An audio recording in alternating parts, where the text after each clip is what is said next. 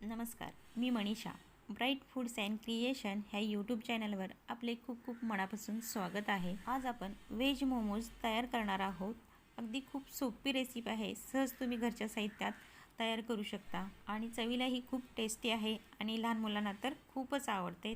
पण त्याआधी तुम्ही जर चॅनलवर नवीन असाल तर प्लीज चॅनलला सबस्क्राईब करा आणि व्हिडिओला लाईक करा आणि बेल आयकॉन प्रेस करायला विसरू नका, म्हणजे मी जो काही व्हिडिओ अपलोड करेल त्याचे नोटिफिकेशन सर्वात आधी तुम्हाला येईल.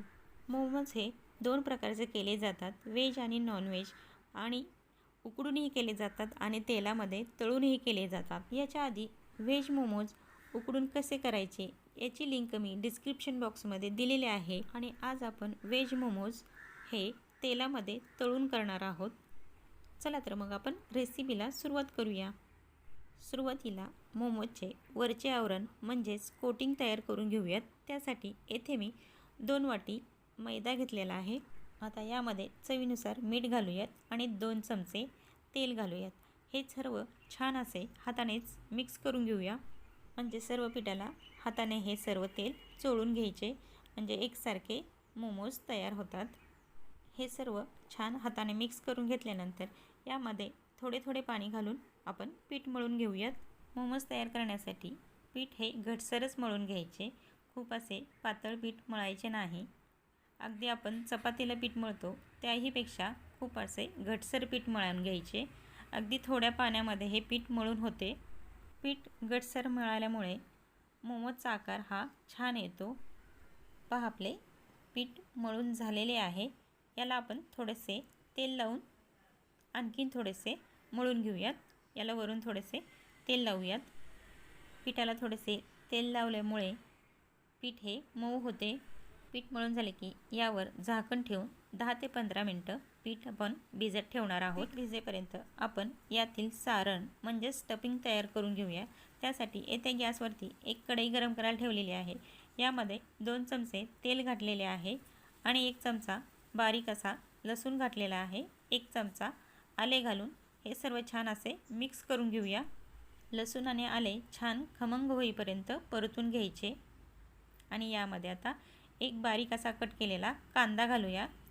हे सर्व भाज्या आपण घालत असताना लक्षात ठेवा, गॅस हा मोठाच ठेवायचा. कांदा छान हा तेलामध्ये परतून झाल्यानंतर यामध्ये बारीक असा कट केलेला 1 वाटी कोबी घालूयात आणि कोबीसुद्धा छान मिक्स करून घेऊया. त्यानंतर लगेचच बारीक अशी कट केलेली शिमला मिरचीसुद्धा घालूयात आणि ही सुद्धा छान मिक्स करून घेऊया. त्यानंतर बारीक असे कट केलेली 1 वाटी गाजरसुद्धा घालूया. हे सर्व भाज्या छान एकत्र अशा मिक्स करून घेऊया. लक्षात ठेवा, सर्वात महत्त्वाचे म्हणजे ह्या सर्व भाज्या परतत असताना गॅस हा मोठाच ठेवायचा, म्हणजे भाज्या एकदम अशा कुरकुरीत होतील. यातील पाण्याचे प्रमाण कमी होते. चवीनुसार मीठ घालूया.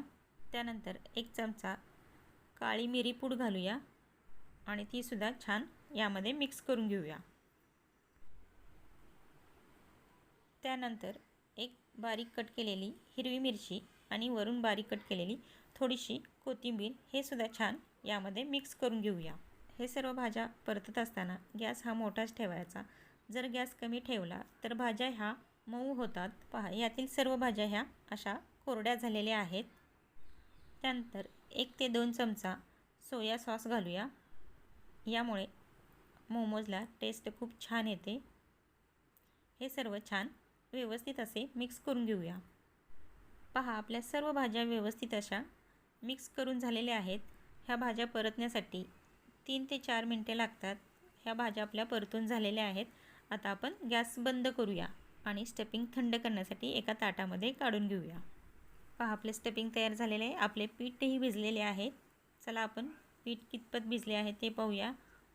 पहा, आपण पीठ भिजलेले आहे. आपण थोडेसे मळून घेऊन याचे 2 समान गोळे तयार करून घेऊया, म्हणजे मोमोज तयार करण्यासाठी एक समान सर्व गोळे आपल्याला तयार करता येतील. यातीलच एक गोळा घेऊन याचा लांबट आकाराचा एक रोल तयार करायचा, म्हणजे छोटे छोटे गोळे हे एकसारखे आपल्याला तयार करता येतील. आणि चाकूच्या साहाय्याने अशा पद्धतीने आपल्याला हवे तेवढ्या आकाराचा छोट्या छोट्या गोळ्या तयार करून घ्यायच्या. असे लहान तुकडे केले की एकसारखे मोमोज याचे तयार करता येतात. पहा, ह्या अशा आकाराच्या छोट्या छोट्या गोळ्या तयार करून घेतलेल्या आहेत. यापेक्षाही लहान गोळी तुम्ही तयार करू शकता आणि यातीलच एक गोळी मैद्यामध्ये बुडवून लाटून घ्यायची. पहा, अशा पद्धतीने आपण गोळी लाटून घेतलेली आहे.